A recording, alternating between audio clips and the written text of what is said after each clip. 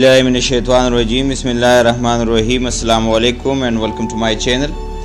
दोस्तों, आज की इस वीडियो में हम क्लॉज के हवाले से पढ़ेंगे और आज की इसी वीडियो में हम 4 नई चीज़ें सीखने वाले हैं। वो 4 चीज़ें हैं: number 1, what is a clause; number 2, independent clause; number 3, what is dependent clause; number 4, what is coordinate clause.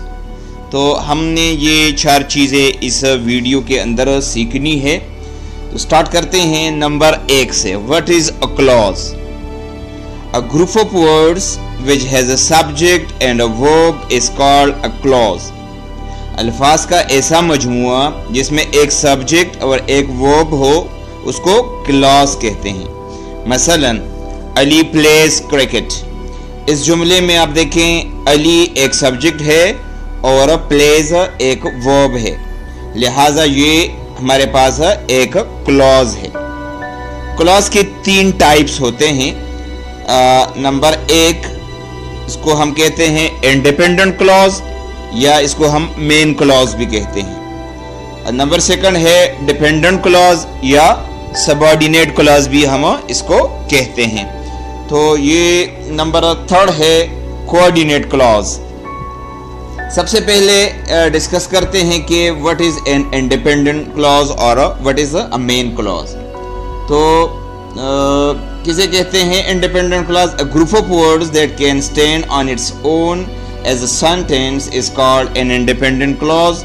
या हम इस तरह भी इसको डिफाइन कर सकते हैं कि N independent clause is a group of words that contains a subject and a verb and can give a complete sense is called an independent clause।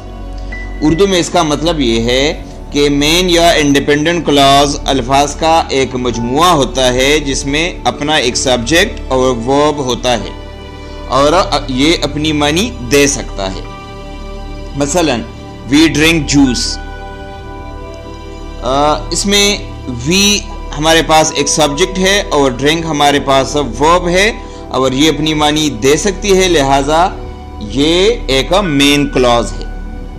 अच्छा, इसके बाद आते हैं नंबर 2 पॉइंट की तरफ और वो है what is a dependent clause.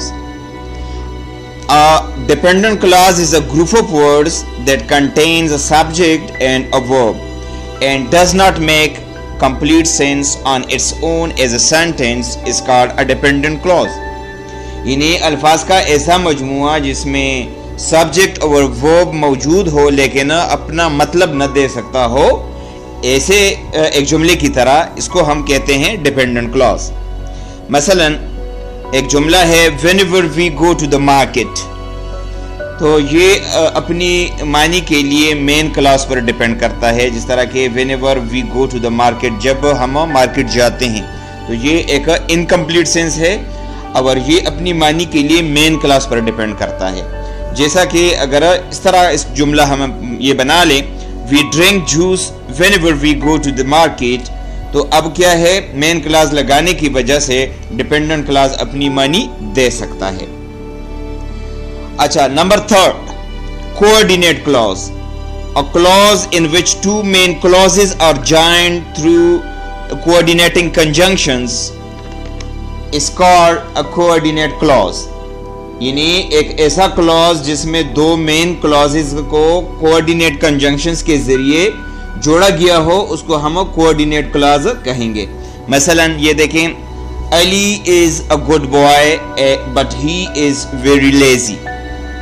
इसमें Ali is a good boy एक मेन क्लॉज है और ही इज वेरी लेजी ये एक और मेन क्लॉज है। इन दोनों क्लॉजेस को कोऑर्डिनेटिंग कंजंक्शन बट के जरिए से मिलाया गया है। अच्छा, अब ये कोऑर्डिनेटिंग कंजंक्शंस क्या है?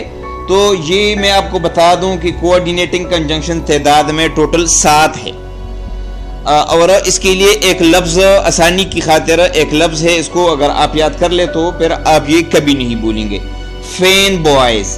इसमें ये एफ फॉर के लिए है, ए एंड के लिए है, N nor, B for but, O for or, Y for yet और एस जो है ये सो के लिए है। तो اسی کے ذریعے سے اگر دو مین کلاسز کو ملایا جائے تو پھر اس ایسے کلاس کو ہم کوآرڈینیٹ کلاس کہیں گے۔ تو دوستو یہ تھا آج کا ہمارا ٹاپک، امید ہے آپ کو اس کی سمجھ آ گئی ہوگی۔ کسی بھی جگہ پر کوئی مشکل ہو تو آپ کمنٹ میں پوچھ لیں، انشاءاللہ میں آپ کو جواب دوں گا۔ تھینک یو فار واچنگ، اللہ حافظ۔